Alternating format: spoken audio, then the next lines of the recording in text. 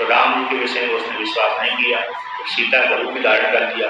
तो 2-3 निमित्त को देखकर, कारण को देख करके जो है अपना त्याग जान लिया उसने कि मेरे पति ने मेरा त्याग कर दिया।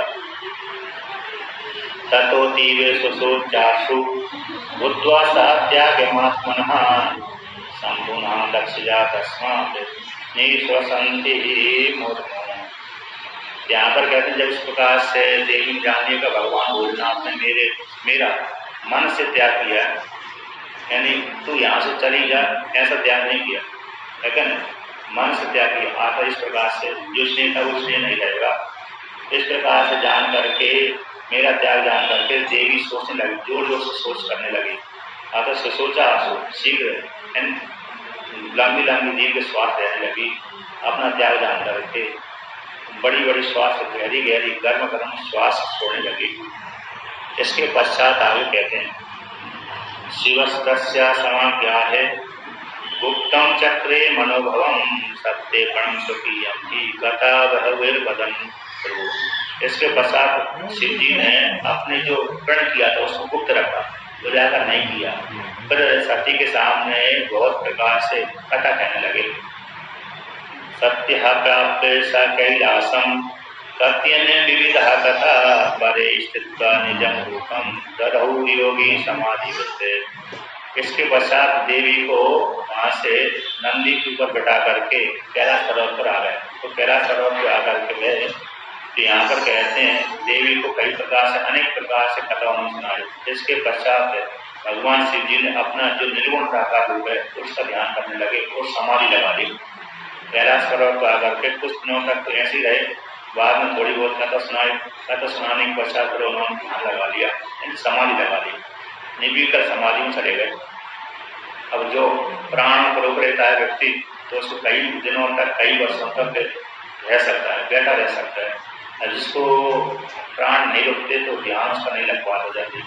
और इसकी योग ऐसी सिद्धि हो गई जिसने प्राण को रोकने का अभ्यास कर लिया, 1 घंटा भी जो है समाधि में रह सकता, 2 घंटा भी, 1 दिन भी, 2 दिन भी, 10 दिन भी, 1000 दिन भी रह सकता है। अब जिसकी ऐसी सिद्धि हो, प्राण को रोकने का अभ्यास हो, तो उसको समाधि लगा लेता है व्यक्ति। और हृदय में कहीं भी रोक ले, हृदय में रुक जाए प्राण, तो फिर कई वर्षों तक, कई कल्पों तक, कई युगों तक समाधि में रह सकता है। यहाँ पर भगवान शिव जी ने भी समाधि को धारण कर लिया, आता समाधि लगा ली। तत्र तस्तौ सती धामनी महाविषण्य मानसा न बुबुधा चरित्रम तत् कश्चिच्चा शिवयोर्मध्ये। इसके पश्चात सती भगवान शिव जी के धाम कैलाश पर्वत पे दोनों रहते थे। विषण्य खिन्न मन से बाबा सती रहती थी और भगवान शिव जी का और पार्वती का चरित्र कोई नहीं जान पाया। शिव जी ने त्याग कर दिया सती का, ऐसे चरित्र को किसी ने नहीं जाना, वहाँ के गणों ने नहीं जाना। महान कालो व्यतीताये तयोरित्तम महामुने सोपात्यहो घोर लोकलीलानुसारणो। इसके पश्चात बहुत काल व्यतीत हो गया। तो बहुत काल व्यतीत हो जाने के पश्चात भगवान शिव जी ने समाधि का त्याग कर दिया। ध्यानम तत्याज ग्रीसस्य ततः स परमाधिकृते तज्ज्ञात्वा जगदं वाही सती तत्र जगाम सा। तो सती ने देखा कि भगवान शिव जी ने बहुत काल के बाद, यानी कई वर्षों के बाद अथवा युग के बाद समाधि का जब त्याग किया, तो माता सती ने देखा कि मेरे पति ने ध्यान का त्याग कर दिया, समाधि को त्याग कर दिया। तो ऐसे जान करके आँख खुली है। तो माता सती उनके पास में आई और प्रणाम आदि किया। धना माता शिवम देवी हृदय विदूयता आसनम गत्यवान शंभु सम्मुखम उदारती। तो देवी ने देखा कि मेरे पति ने आँख खोली है, तो वहाँ पर शिव जी के पास आए और प्रणाम किया। तो खिन्न मन से होकर के प्रणाम किया, तो दुखी होकर प्रणाम किया था। तो भगवान शिव जी ने उसको, अपनी पत्नी को सामने बैठने के लिए आसन दे दिया कि यहाँ पर बैठे लो। कतिहामासा सुप्रीत्या तथा वह मन हो रमा निशोहम गतवान सत्यो लीलाम तत्वा चतादृष्टि। इसके पश्चात सामने बैठा करके अपनी पत्नी को बहुत प्रकार से उन्होंने मन को प्रसन्न करने वाली ऐसी कथा को कहा। तो जिस कथा को सुनकर के देवी का जो शोक था वो चला गया, समाप्त हो गया। फिर इसके पश्चात आगे तक विहार आदि करने लगे। पूर्वत सह सुखम लेवे तत्याजा स्वपणम न सा नित्यश्चर्यं सेवेता का मंतव्यम परमेश्वर। यदि किसी का त्याग करना है, किसी से नाराज दिखाना है, तो उससे बोलना बंद कर दो। तो जब बोलना बंद कर देंगे तो वो जान लेगा अमुक व्यक्ति मेरे से नाराज है कि नहीं। ऐसा दूसरा त्याग करना अलग बात हो जाता है, असर पड़ जाता है। ऐसे बिना बोले बोलना बंद कर दो तो अपने आप ही जान लेता है। समझदार व्यक्ति होगा तो जान लेगा, दुष्ट व्यक्ति होगा तो नहीं जानेगा। यहाँ पर कहते हैं उस प्रकार से जब देव भगवान भोलेनाथ ने अनेक प्रकार की जब कथा सुनाई मन को प्रसन्न करने वाली, तो देवी का शोक चला गया, अतः देवी को प्रसन्नता हो गई। इसके पश्चात पूर्व जैसे पहले रहती थी, सुख से युक्त रहती थी देवी, उसी प्रकार से देवी सुख को प्राप्त कर लिया। किंतु भगवान भोलेनाथ ने अपनी प्रतिज्ञा का त्याग नहीं। अतः जो त्याग जो था कि मैं अपनी पत्नी को यदि विश्वास नहीं करेगी तो त्याग दूंगा, जो पहले प्रतिज्ञा करी थी उस प्रतिज्ञा को बना कर रखा। अतः उसने भगवान भोलेनाथ ने पत्नी तो थी, फिर पत्नी ऐसा विवाह नहीं किया। इस प्रकार से प्रतिज्ञा पूरी करी उन्होंने। तो कहते हैं यहाँ पर ग्रंथकार कहते हैं, कुछ लोग यहाँ पर कहते हैं कि शिव और पार्वती का वियोग था। तो यहाँ पर ग्रंथकार कहते हैं कि ये मूल व्यक्ति कहते हैं शिव और पार्वती का वियोग हुआ था, किंतु शिव और पार्वती का कभी वियोग नहीं होता। उसके विषय में कहते हैं भागर्ता विवशं प्रक्तौ सदा कलु सती शिवौ तयोर्वियोग संभाव्य संभवेद इच्छया करो। जैसे पानी और अर्थ दोनों मिले रहते हैं, ऐसे अर्थ के साथ पानी घट बोलेंगे तो घटे जो रूप दिख रहा है, मनुष्य बोल दिया हमने, पुरुष बोल दिया, स्त्री बोल दिया। तो जो हमको मनुष्य बोल दिया तो मनुष्य शब्द में एक पिंड दिख रहा है मनुष्य, तो मनुष्य शब्द भी वो पिंड है और वाणी भी वही है। तो वाणी के द्वारा शब्द के द्वारा मनुष्य पिंड भी वही है। अर्थ हो गया, नाम हो गया और नाम साथ वो अर्थ हो गया, विषय हो गया। ये दोनों विषय बने रहते हैं, मिले रहते हैं। बिना नाम के पिंड नहीं जाना जाएगा और नाम पिंड के बिना नाम नहीं जाना जाएगा। तो दोनों अर्थ और वाणी मिले रहते हैं। उसी प्रकार से शिव और पार्वती, शिव और शक्ति मिले रहते हैं, ये कभी भी अलग नहीं होते। यदि ये अलग भी हुए तो इनकी इच्छा के अनुसार अलग होते हैं। इस प्रकार से वाणी और अर्थ, विषय और अर्थ, ये दोनों एक दूसरे से मिले रहते हैं, इनका कभी उपयोग नहीं होता। इस प्रकार से ब्रह्मा जी ने नारद जी को कथा सुनाई। अब आगे कहते हैं तो किस प्रकार से सती ने त्याग किया, शरीर का त्याग कर दिया, उसको लेकर कहते हैं। राम जी की कथा पूरी हो जाने के पश्चात अब यज्ञ का वर्णन करते हैं। पुरः भवते च पुरा भवत् सर्वेषाम् अतरोऽपि नामहं प्रयागे संवेदानां मुनीनां च महात्मनां। यहाँ पर कहते हैं किसी काल विशेष में, यानी प्रयागराज में बहुत से मुनि एकत्रित हुए होंगे, तो कुंभ के समय में एकत्रित हुए होंगे। कुंभ होगा तो कुंभ के काल में एकत्रित हुए, तो वहाँ पर बहुत से मुनि एकत्रित हो गए। तो वो वहाँ पर कहते हैं सिद्ध है, ऋषि है, मुनि है, देवता आदि, ब्रह्म ज्ञानी, उपासक, कर्मकांडी आदि वहाँ पर एकत्रित हो गए और प्रजापति आदि एकत्रित हो गए। तो और कौन कौन हुए तो कहते हैं हम समागतस्य तत्र परिवारे समन्वितः निगमेर आगमेर युक्ता मूर्ति मध्यभेरे महाप्रगति। तो ब्रह्मा जी कहते हैं कि मैं भी वहाँ पर एकत्रित हो गया था, अर्थात प्रयागराज में आ गया था। यहाँ पर मुनि एकत्रित हुए थे, यज्ञ कर रहे थे, वहीं पर मैं भी आ गया और मेरे साथ साथ मेरे परिवार वाले भी आ गए, अर्थात वेद भी आ गए। वेद के साथ मंत्र है, ऋचा आदि मूर्ति रूप धारण करके आ गए। अन्य मेरे पुत्र आदि भी आ गए, ऋषि मुनि भी आ गए। तो वहाँ पर एकत्रित हुए पुरुष सब होने लगा। तो वहाँ पर आकर के ज्ञान बात करने लगे, इन ज्ञान की चर्चा करने लगे। नाना शास्त्र आदि वहाँ पर एकत्रित हो गए थे और इस प्रकार से ज्ञान की चर्चा करने लगे प्रयागराज क्षेत्र में। अब बड़े बड़े ऋषि देवता ब्रह्मा जी वेदांत वहाँ पर देखने के लिए अन्य भी आए। तस्मिन् अवसरे रुद्रः स भवानी गणः प्रभु त्रिलोक हितकृत स्वामी तत्र कहते श्रुति करने। तो उसका तो वहाँ पर जब एकत्रित हुए तो उसी प्रकार से वहाँ पर भगवान भोलेनाथ भी आ गए अपने गणों के साथ, अपनी पत्नी को लेकर के भगवान भोलेनाथ भी वहाँ पर आ गए। तो किसी यहाँ पर तो भगवान के साथ आए, किसी दूसरे पुराणों में गण के साथ अकेले शिव जी आए थे। तो कहते हैं तीनों लोगों के स्वामी भगवान शिव जी घूमते घूमते वहां पर आ गए। इसके पश्चात शिव जी को देखकर के सारे ऋषि मुनियों ने प्रणाम किया, ब्रह्मा जी ने प्रणाम किया और कहता है योग आसन पर सारे बैठ गए। यहाँ पर शिव जी को आसन जगह मिली, मतलब ऋषियों ने बैठाया, वहाँ पर बैठ गए हो। इसके पश्चात ब्रह्मा जी का जो आसन हुआ वहाँ पर बैठ गए, ऋषि मुनि अपने अपने यथा योग स्थान पर बैठ गए।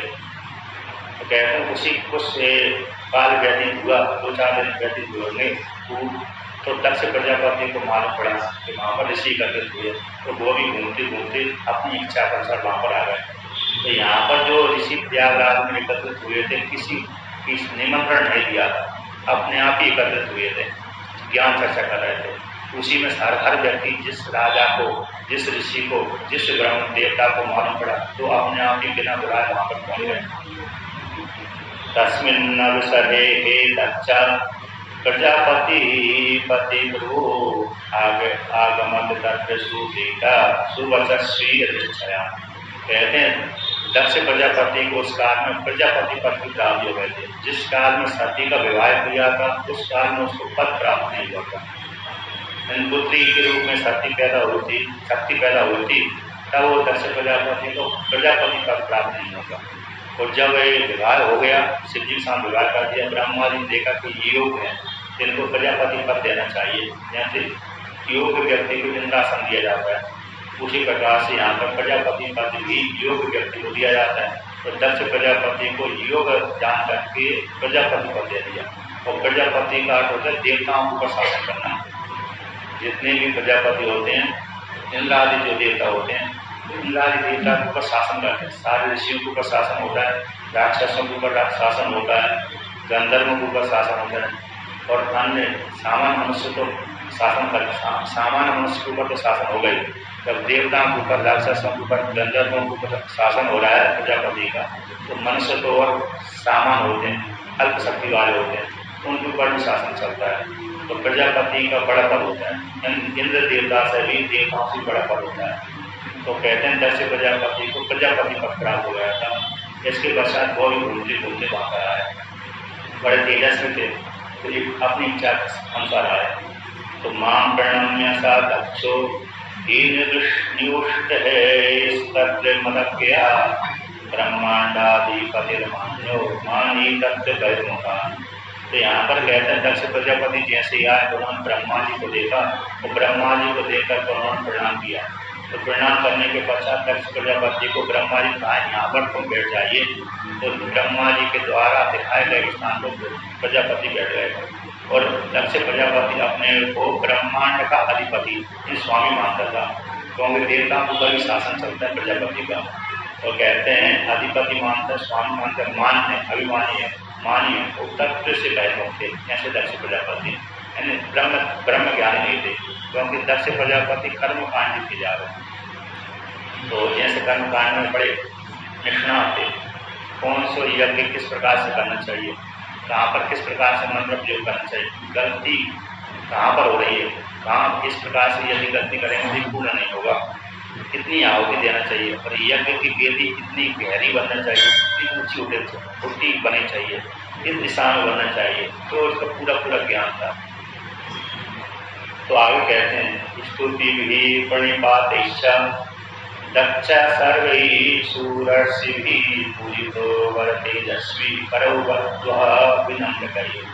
तो जब दक्ष प्रजापति बैठ गए तो वहाँ पर जितने भी देवता थे वो सारे देवता को छोड़ करके आए, दक्ष प्रजापति को प्रणाम किया और हाथ जोड़ के, और ऋषियों ने भी प्रणाम किया, क्योंकि सप्त ऋषि भी उनको प्रणाम करते थे और अन्य ऋषि भी प्रणाम करते थे प्रजापति का प्राप्त होने का। तो सभी के द्वारा पूजित हो गए, तो सभी ने हाथ जोड़कर तो नम्रता पूर्वक दक्ष प्रजापति को प्रणाम किया। नाना विहार है वृन्नातः स्वतंत्र परमोति कृते नमस्तेतं तदाक्षम स्वसनस्तो महेश्वरा। इसके पश्चात कहते हैं भगवान शिव जी वहाँ पर बैठे थे गणों शांत, तो नाना प्रकार की क्रिया करने वाले स्वतंत्र जो परम शिव जी हैं उन्होंने दक्ष प्रजापति को प्रणाम नहीं किया। तो दक्ष प्रजापति को देख करके अपनी आसन पर बैठे थे, प्रणाम नहीं किया। तो कहीं कहीं पर आता है कि जहाँ माता शिशर को प्रणाम करता है, तो कहीं कहीं पर आता है कि जा माता अपने ससुर को प्रणाम नहीं करता, बल्कि ससुर ही जा माता का प्रणाम करता है। तो भगवान शिव जी ने जहाँ पर देखा होगा कि इस स्थान पर जा माता को ससुर प्रणाम करता है, इस दृष्टि से भगवान शिव जी ने अपने ससुर को प्रणाम नहीं किया, बल्कि ससुर को प्रणाम करना चाहिए जा माता का।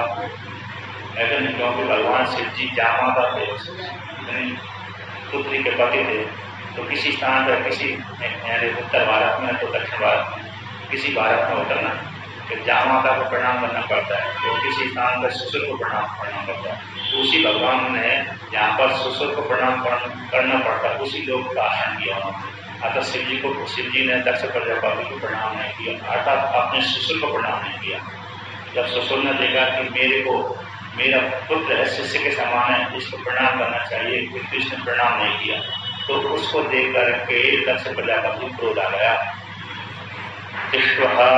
नतम हरम वक्र समेह पुत्रो प्रसन्नधि अकुप्यत शेषा पुत्रे तदा दक्ष प्रजापति।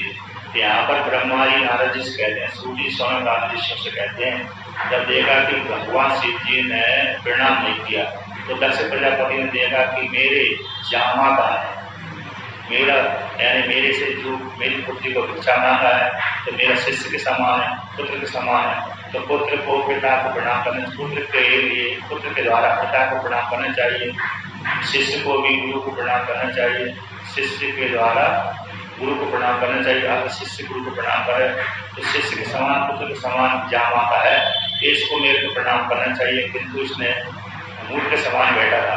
तो जब देखा कि शिव जी ने मेरे को प्रणाम नहीं किया, मेरी पुत्री के पति मेरे को प्रणाम नहीं किया, तो उनके प्रति भगवान शिव जी के प्रति दक्ष प्रजापति को क्रोध हो गया, अकारण क्रोध कर लिया, न प्रणाम करने के कारण। जिसको कभी कभी होता है, जिसकी इच्छा होती है कि हर व्यक्ति मेरे को प्रणाम करे, तो ऐसे व्यक्ति की हालत पड़ जाती है।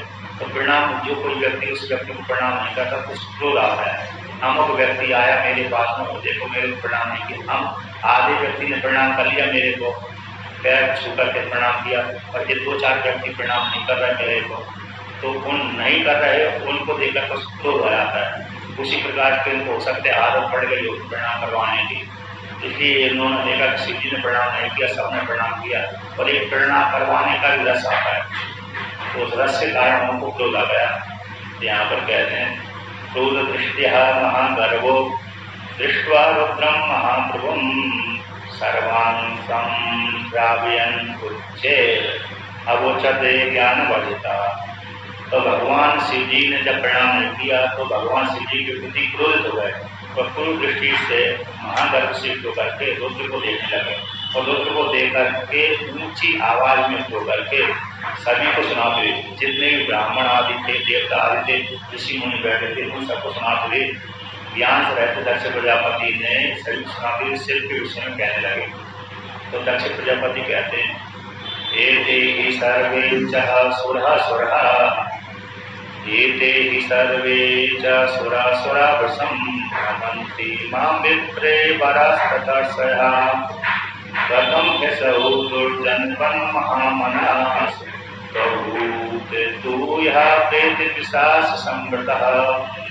तो दक्ष प्रजापति कहते हैं, ये जितने भी देवता बैठे हुए, सुर बैठे हुए, असुर बैठे हुए, इस विप्र बैठे हुए, ऋषि मुनि बैठे हैं, सबने मेरे को प्रणाम किया।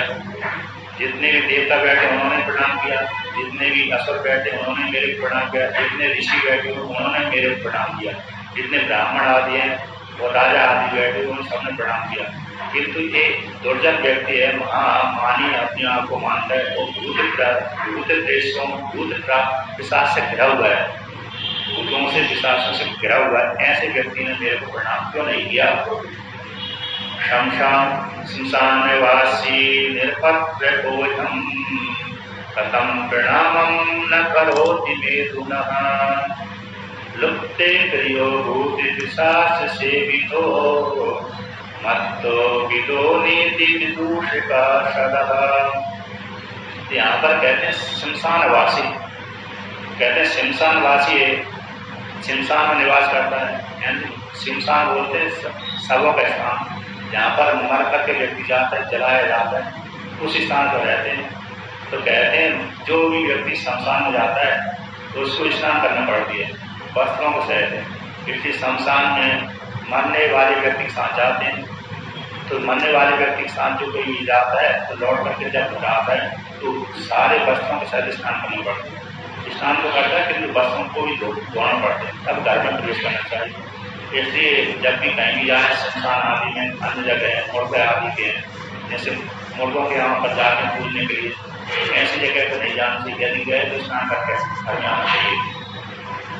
कहते हैं ऐसा शमशानवासी शमशान में वास करता है और निरपत्रक निर्लज्ज, एक कैसे मेरे को प्रणाम नहीं कर रहा, निर्लुप्त क्रिया, क्योंकि कोई क्रिया नहीं करता है। हम तो क्रिया करते हैं, सुबह से लेकर शाम तक संध्या वंदन करते रहते हैं, यज्ञ आदि करते हैं, किंतु यज्ञ आदि क्रिया नहीं करता।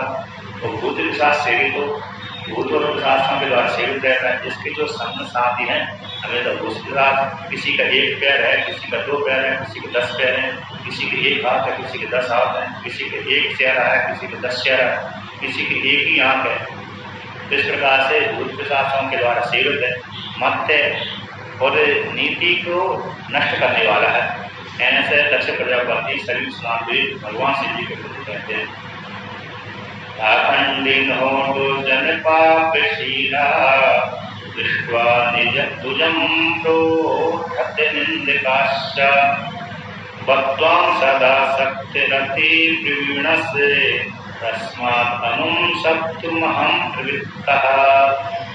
तो शिव जी के विषय में दक्ष प्रजापति कहते हैं कि पाखंडी अतः पाखंडी है और दुर्जन है, पापशील वाला है। कहते हैं ब्राह्मणों को देखकर के निंदा करने वाला है, ऐसा अपने जामाता के प्रति कहते हैं। और हमेशा और कहते हैं कि सदा सख्त आसक्त रहती प्रवीण, ये हमेशा पत्नी कामी है। क्योंकि आपने कभी शिव जी के विषय में देखा होगा, शिव जी अपनी पत्नी को अपनी जंगा पर बैठाते हैं। जब भी कभी उपदेश करते हैं, यदि ऋषि मुनि को उपदेश करना है तो पार्वती को अपनी बाई जंगा पर बैठाते हैं, सती को बिठाते थे तो पार्वती को बिठाते हैं। ये फोटो आपने देखा होगा।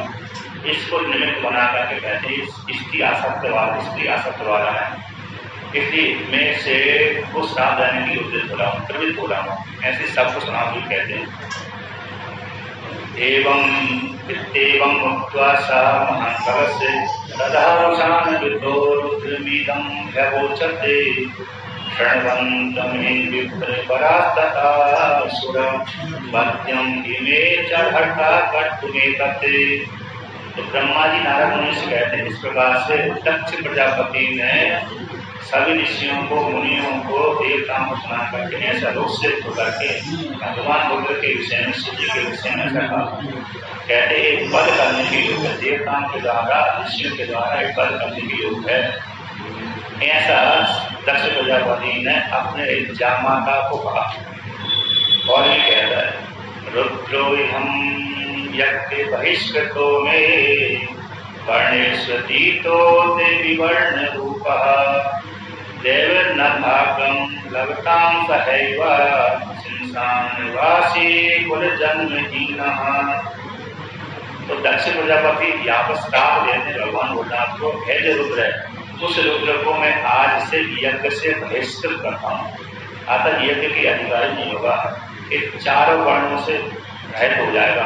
अतः ब्राह्मण की कोटि में आएगा, न क्षत्रिय की कोटि में, न वैश्य की, न शूद्र के, ये चारों वर्णों से रहित कराएगा। विवर्ण रूपा, इसका कोई रूप नहीं होगा। न देवेर भागम लभता, जो देवताओं के द्वारा भाग प्राप्त किया जाता है यज्ञ में, ऐसे देवताओं के साथ इसको भाग की प्राप्ति नहीं होगी। ये हमेशा शमशानवासी है और कुल जन्म से ही है, इसके कोई माता पिता नहीं है। आता यद्यपि ब्रह्मा ब्रह्मा जी के ललाट से पैदा हुए थे, फिर भी यहाँ पर कहते कुल जन्म ही ना, इसका कोई कुल आदि नहीं है, जहाँ से जन्म आदि से रहते हैं। तो निर्गुण आकार परमात्मा को फिर ऐसे ही है, ना तो उसका कोई कुल है, ना जन्म होता है, ना जायते मृत्यु व कदाचन, ये श्रुति कहती है। आत्मा का कभी भी जन्म नहीं होता, नाश नहीं होता। इसलिए ब्रह्म कैसे है, शिव जी कैसे कुल और जन्म से ही है। ये एक वाक्य वेदांत वाला का है। ब्रह्मा जी कहते हैं वित्ति दक्षो त्वं आकर्ण्य भृगवाद्यः वे भोजनः अगर्जन् दुष्ट सत्वं रुद्रं मत्वा महेशमम्। तो यहाँ पर कहते हैं जब दक्ष प्रजापति ने शिव जी को इस प्रकार से बुरा बोला था, उसकी दक्ष प्रजापति की हमें मिलाते हुए उन्हीं की कोटि वाले ऐसे दुष्ट व्यक्तियों का संग दुष्टों को हो जाता है, सज्जन वाले व्यक्ति का संग सज्जनों के साथ होता है, गप्पा लगाने वाले को गप्पा के साथ संग हो जाता है, जुआलियों का संग जुआलियों का हो जाता है, शराबियों का संग शराबियों का होता है। उसी प्रकार से दक्ष प्रजापति के कोटि वाले जितने भी ब्राह्मण आदि ऋषि मुनि थे, तो दक्ष प्रजापति के हाँ में हाँ मिला दिया। तो जो दक्ष प्रजापति के कोटि वाले नहीं थे, उसकी जैसे नहीं थे, उन्होंने दक्ष प्रजापति के हाँ में हाँ नहीं मिलाया। तो कहते हैं जो भृगु आदि ऋषि थे, क्योंकि भृगु आदि ऋषि उसी प्रकार के थे, तो उन्होंने दक्ष प्रजापति के हाँ में हाँ मिला दिया और भगवान शिव जी की निंदा करने लगे। और देवता उनको शिव जी को सामान्य देवता जाना उन्होंने। नंदी निसम्य तद्वाक्यम् दोलाक्षोति रुषान्वितः अद्वैते त्वरितं दक्षं शापं दातुं मना करना। तो यहाँ पर सूर्य जी सोनाकाल ऋषियों से कहते हैं, जब इस प्रकार से कुछ ऋषियों ने और भृगुआदि ऋषियों ने दक्ष प्रजापति ने भगवान भोलेनाथ को श्राप दे दिया, यानी यज्ञ से बहिष्कृत कर दिया और उल्टा बुरा भला था, तो नंदी को सहन नहीं हुआ। तो नंदी को सहन न हो जाने से आंखों को लाल लाल करते हुए रोष से युक्त होकर दक्ष प्रजापति को श्राप दे दिया। उन्होंने भी देने लगे। रे षट महामूढ़ दक्ष दुष्ट मते त्वया यज्ञ भाइयो ही मे स्वामी महेशो ही कथम कथम। तो नंदीश्वर कहते हैं रे षट, दुष्ट व्यक्ति को षट बोलते हैं, संबोधन करते हैं। रे जहाँ पर संबोधन आता है वहाँ पर वो संबोधन दुष्ट व्यक्ति को किया जाता है, नीच व्यक्ति को किया जाता है। यहाँ पर ये दुष्ट शब्द को षट दुष्ट होता है। महामूढ़ हे रे षट, हे महामूढ़, हे दुष्ट बुद्धि वाले दक्ष, तुमने मेरे स्वामी को वेद के द्वारा यज्ञ भाई कैसे कर दिया, जबकि उनका कोई अपराध नहीं था। तो तुमने कैसे ऐसे बिना अपराध भी वेद के भाई कर यज्ञ के बाहर कर दिया। यस्य स्मरण मात्रेण भवन्ति सफलामकः तीर्थानि च पवित्राणि सोयम सत्तो हरकम्। कहते हैं जिसकी स्मरण मात्र से सारे यज्ञ फलीभूत होते हैं, उसी को सारे तीर्थ जिसके स्मरण से फलीभूत होते हैं, फल देने वाले होते हैं, ऐसे शिव को हर को तुमने साफ कैसे दे दिया। किसी घटना को निमित्त बना करके शिव महिमा श्लोक में एक श्लोक आता है, प्रिया दक्षो दक्षा, ये श्लोक किसी घटना को निमित्त बना करके पुष्पदंताचार्य ने शिव जी की स्तुति करी थी। यहाँ को लेकर के वृत्ताते ब्रह्मचापल्यात् शब्दोऽयं दक्ष दुर्मते वृत्तोऽभ्यसितश्चैव दुष्टो रुद्रो महाप्रभु।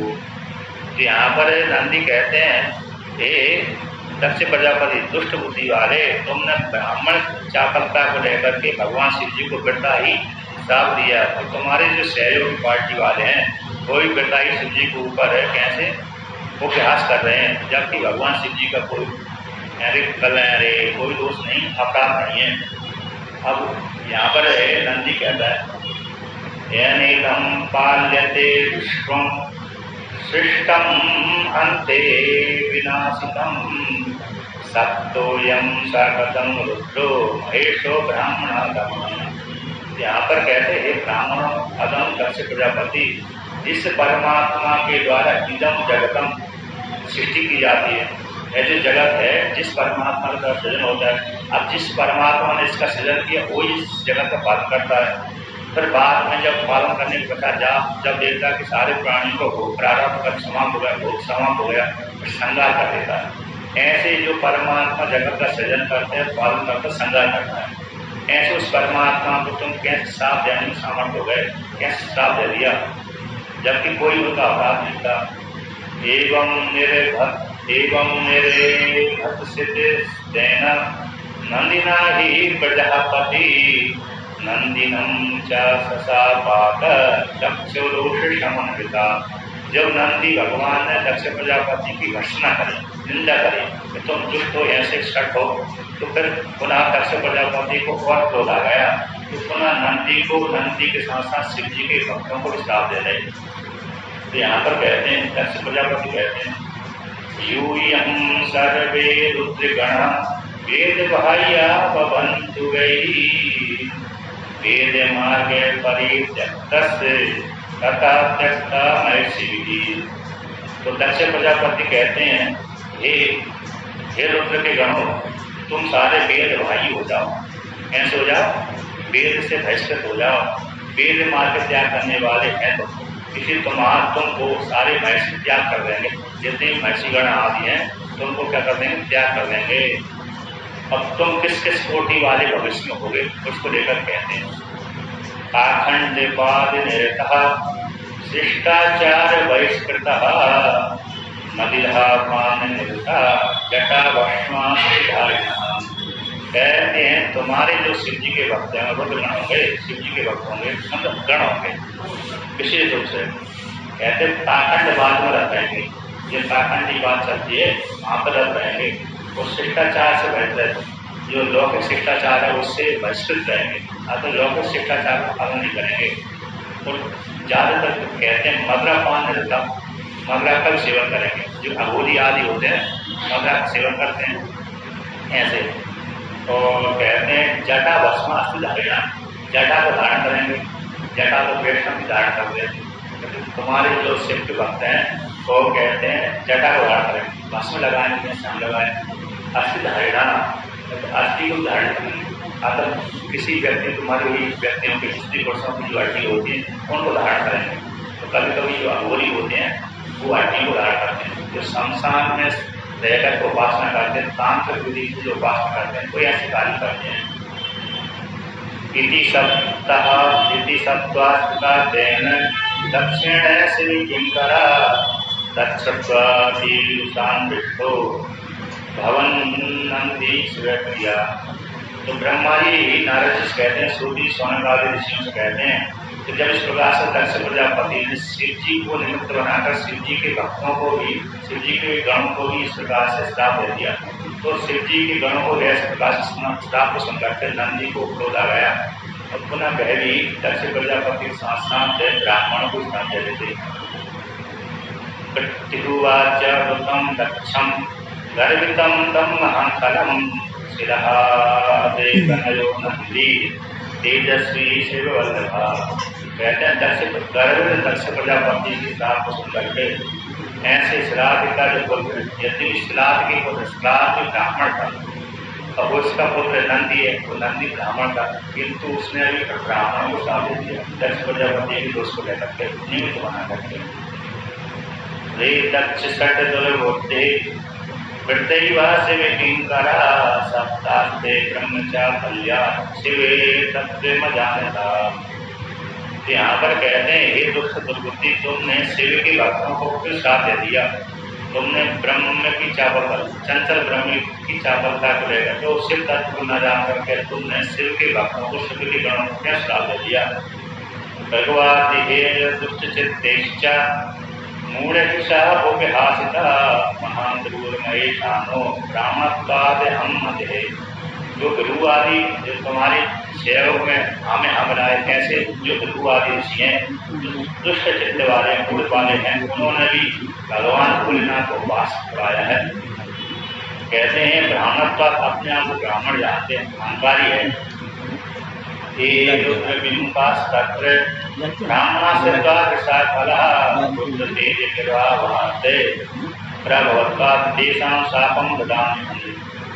कहते हैं, नंदी कहता है जो रुद्र के विमुख रहेंगे, जो विमुख हैं, ऐसे जो ब्राह्मण अपने आप को मानते हैं, तुम्हारे जैसे दुष्ट ब्राह्मण है, मैं ऐसे उन लोगों को रुद्र के तेज के प्रभाव से श्राप देता हूँ। यहाँ पर कहते हैं वेद पादरता यूयम वेद तत्व बहिर्मुखा भवन्तु सत्यम विप्रा नान्य दस्ती बाधिना। ये ब्राह्मण को यहाँ पर इस प्रकार श्राप दिया, कहते वेद बाद में रह रहेंगे, जो शिव जी के भक्ति से विमुख रहने वाले ब्राह्मण कैसे रहेंगे, तो वेद तत्व से बहिर्मुख रहेंगे। अगर वेद तत्व हो गया उपनिषद के ज्ञान से रह जाएंगे। आप कर्म कांड तो अच्छी करें, किंतु उपासना कांड नहीं करेंगे, उपासना नहीं करेंगे, आत्मकल्याण करने के लिए, आत्मकल्याण करने के लिए ज्ञान नहीं करेंगे, बल्कि कर्म कांड अच्छी प्रकार से करेंगे, वो वेद बाद में रहेंगे, वो वेद तक उससे बहिर्मुख रहेंगे निरंतर। अन्य कहते हैं ये वेद नहीं सत्य है, अतः वेद इतना ही इस सत्य को कहेंगे कि कर्म कांड सत्य है, आगे पढ़ने के लिए उनको तो कहते हैं आगे कामात्मना स्वर्ग परहा क्रोध लोभ मदान्विता भवन्तु सततं विप्रा सुखा